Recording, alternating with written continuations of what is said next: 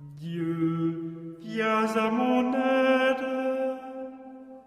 Seigneur, à notre secours. Gloire au Père et au Fils et au Saint-Esprit, au Dieu qui était et qui vient, pour les siècles des siècles. Amen.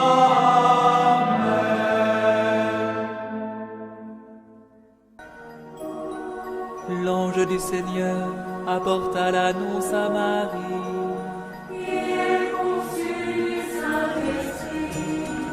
Voici la servante du Seigneur. Qu'il me soit fait selon ta parole. Et le Verbe s'est fait chair. Et il a habité parmi nous. Je vous salue, Marie, comblée de grâce. Le Seigneur est avec vous. Vous êtes bénie entre toutes les femmes. Et Jésus, votre enfant, est béni. Sainte Marie, Mère de Dieu, priez pour nous, pauvres pécheurs, maintenant et à l'heure de notre mort. Amen, Amen, Alléluia. Priez pour nous, Sainte Mère de Dieu. Afin que nous soyons rendus dignes des promesses du Christ. Prions. Que ta grâce, Seigneur notre Père, se répande en nos cœurs. Par le message de l'ange, tu nous as fait connaître l'incarnation de ton Fils bien-aimé. Conduis-nous par sa passion et par sa croix, jusqu'à la gloire de la résurrection. Par Jésus, le Christ, notre Seigneur.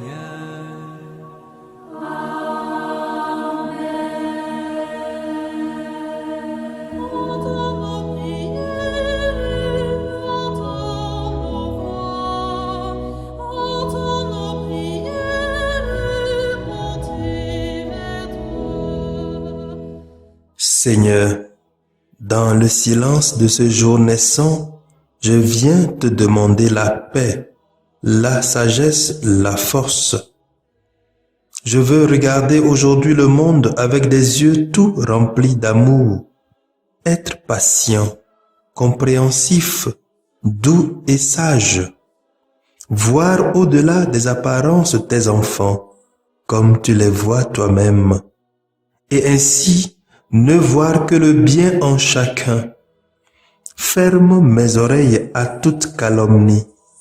Garde ma langue de toute malveillance. Que seules les pensées qui bénissent demeurent en mon esprit. Que je sois si bienveillant et si joyeux, que tous ceux qui m'approchent sentent ta présence. Revêts-moi de ta beauté, Seigneur, pour qu'au long de ce jour, je te révèle. Amen.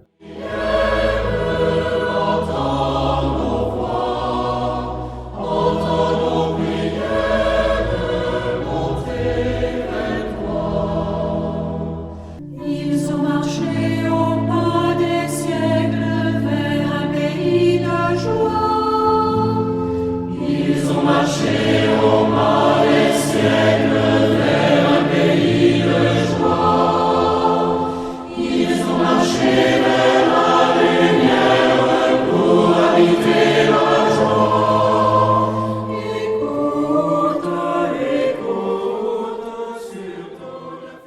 Écoutons les textes de ce jeudi 5 août 2021, lus par Sophie Catania de la Congrégation des Sœurs missionnaires de Notre-Dame des Apôtres et le diacre Achille Alaglo de la Société des missions africaines, commenté par le Père Yves Chogli de la Société des missions africaines. Ils ont laissé leurs cris de guerre pour des chansons de paix. Lecture du livre des Nombres, au chapitre 20, lecture versets 1 à 13. En ces jours-là, Le premier mois de l'année, toute la communauté des fils d'Israël arriva dans le désert de Sin. Le peuple s'établit à Kadès. C'est là que Myriam mourut et qu'elle fut enterrée. Comme il n'y avait pas d'eau pour la communauté, ils se rassemblèrent contre Moïse et Aaron. Le peuple chercha querelle à Moïse en disant: « Ah! Si seulement nous avions expiré quand nos frères sont expirés devant le Seigneur. Pourquoi avoir amené l'assemblée du Seigneur dans ce désert où nous allons mourir, nous et nos bêtes?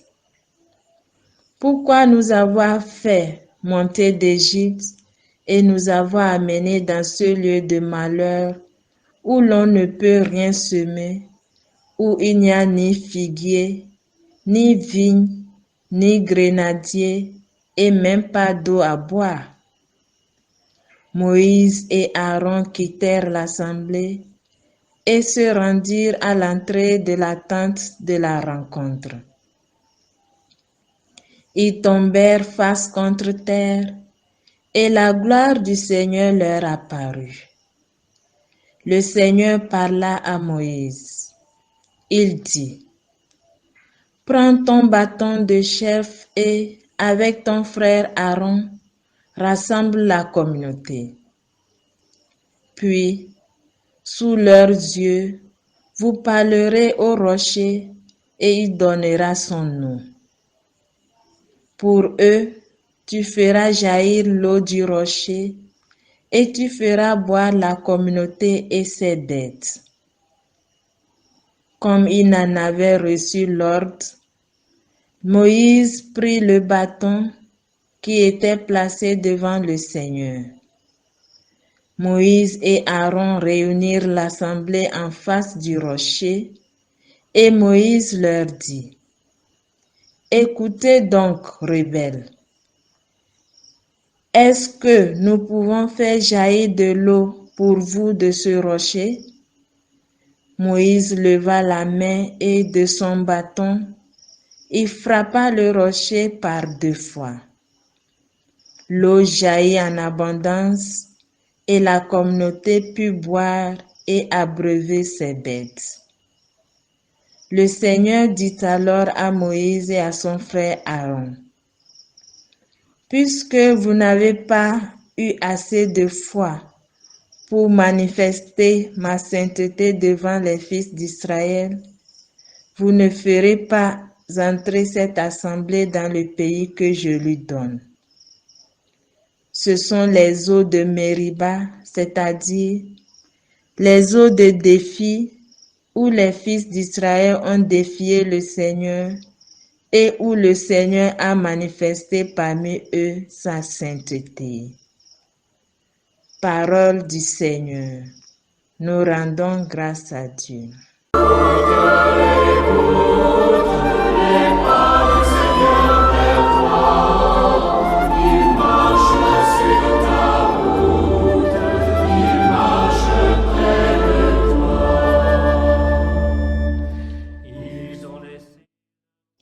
Psaume 94. Aujourd'hui, ne fermez pas votre cœur, mais écoutez la voix du Seigneur. Venez, crions de joie pour le Seigneur, acclamons notre rocher, notre salut. Allons jusqu'à lui en rendant grâce, par nos hymnes de fête, acclamons-le. Aujourd'hui, ne fermez pas votre cœur, mais écoutez la voix du Seigneur. Entrez, inclinez-vous, prosternez-vous. Adorons le Seigneur qui nous a fait. Oui, il est notre Dieu. Nous sommes le peuple qu'il conduit, le troupeau guidé par sa main. Aujourd'hui, ne fermez pas votre cœur, mais écoutons la voix du Seigneur. Aujourd'hui écouterez-vous sa parole. Ne fermez pas votre cœur comme au désert, comme au jour de tentation et de défis, où vos pères m'ont tenté et provoqué, et pourtant ils avaient vu mon exploit. Aujourd'hui, ne fermez pas votre cœur, mais écoutez la voix du Seigneur.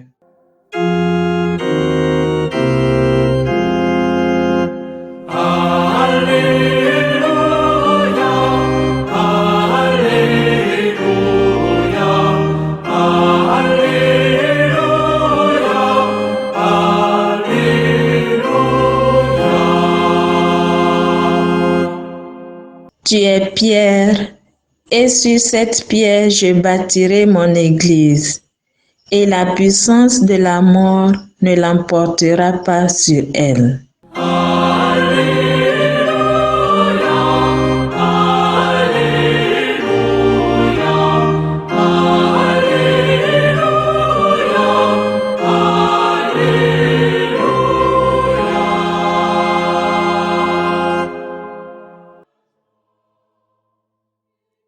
Le Seigneur soit avec vous et avec votre esprit. Évangile de Jésus-Christ selon saint Matthieu. Gloire à toi, Seigneur Jésus. Saint Matthieu au chapitre 16, versets 13 à 23. En ce temps-là, Jésus, arrivé dans la région de Césarée de Philippe, demandait à ses disciples, « Au dire des gens, qui est le Fils de l'homme ?»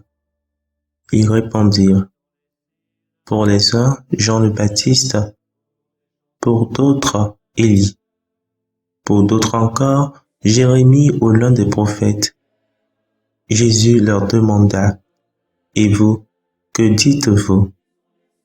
Pour vous, qui suis-je » Alors Simon-Pierre prit la parole et dit, « Tu es le Christ, le Fils du Dieu vivant. » Prenant la parole à son tour, Jésus lui dit, « Heureux es-tu, Simon, fils de Jonas.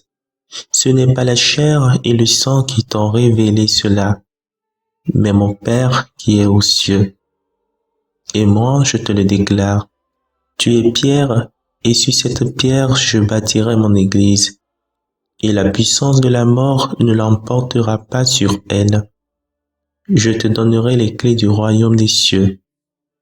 Tout ce que tu auras lié sur la terre sera lié dans les cieux, et tout ce que tu auras délié sur la terre sera délié dans les cieux. » Alors il ordonna aux disciples de ne dire à personne que c'était lui le Christ. À partir de ce moment, Jésus commença à montrer à ses disciples qu'il lui fallait partir pour Jérusalem, souffrir beaucoup de la part des anciens, des grands prêtres et des scribes, être tué et le troisième jour ressuscité. Pierre, le prenant à part, se mit à lui dire de vifs reproches.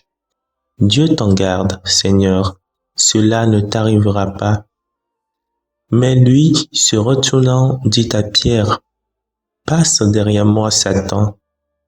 Tu es pour moi une occasion de chute. Tes pensées ne sont pas celles de Dieu, mais celles des hommes. » Acclamons la parole de Dieu. Louange à toi, Seigneur Jésus.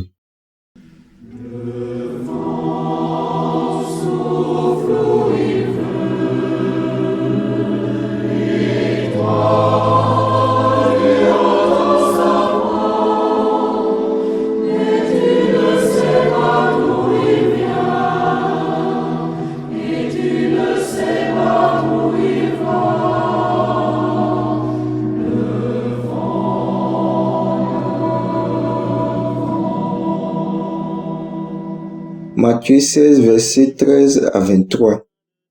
Et vous, que dites-vous? Pour vous, qui suis-je? Dans cet évangile, Jésus proclame Pierre bienheureux par sa profession de foi. Heureux es-tu, Simon, fils de Jonas. Ce n'est pas la chair et le sang qui t'ont révélé cela, mais mon Père qui est aux cieux. Dans cette proclamation, Jésus promet à Pierre le primat de son Église. Et moi, je te déclare, tu es Pierre, et cette pierre, je bâtirai mon Église. Mais peu de temps après, il doit le réprimander pour avoir exprimé une édit humaine et faute du Messie. Passe derrière moi, Satan, tu es un obstacle sur ma route. Tes pensées ne sont pas celles de Dieu, mais celles des hommes. Nous devons rendre grâce pour les évangélistes de nous avoir décrit les premiers disciples tels qu'ils étaient réellement et non pas comme des grands personnages idéalisés, mais comme des hommes en chair et en os, comme nous, avec leurs vertus et leurs défauts. Ainsi, nous constatons que les apôtres ont été conduits pas à pas vers la perfection de plus en plus claire de la nature de la personne du Christ. Cela nous rapporte d'eux et nous aide à constater que nous devons tous parcourir le chemin de la perfection, car personne n'est parfait à la naissance. Étant donné que nous connaissons déjà l'histoire de l'Évangile, certainement nous allons répondre à cette question fondamentale de Jésus. Et vous, que dites-vous? Pour vous, qui suis-je? Jésus est le Messie annoncé par le prophète Isaïe et qu'il a donné sa vie pour nous sur la croix. Il est venu pour sauver l'humanité du péché. Ce sont des réponses communes et de l'Église. Et c'est tellement des bonnes réponses. Mais la vraie question est qui est Jésus pour toi, pour moi?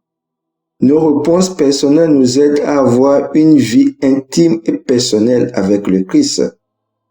Je suis toujours écœuré de recevoir cette réponse lors des baptêmes en France.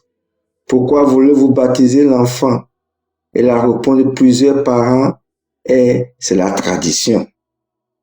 Et ça se sent dans leurs approches avec Dieu, avec la foi, avec l'Église. Nous pouvons tous donner des réponses similaires à la question « Qui est Jésus pour toi ?» Nos réponses à la question fondamentale nous aident à marcher fidèlement à la suite du Christ, à accepter ses commandements, les sacrifices et les renoncements qui en suivent.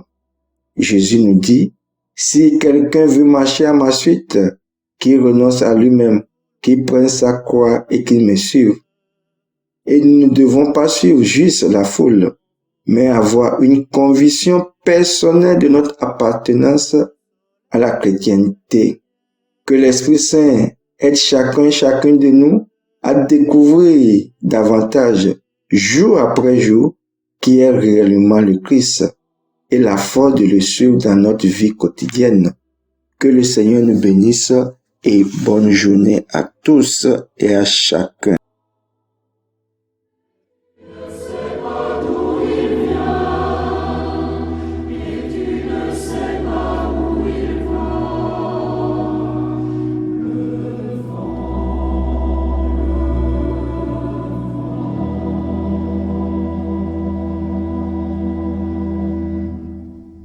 Le Seigneur soit avec vous. Et avec votre esprit.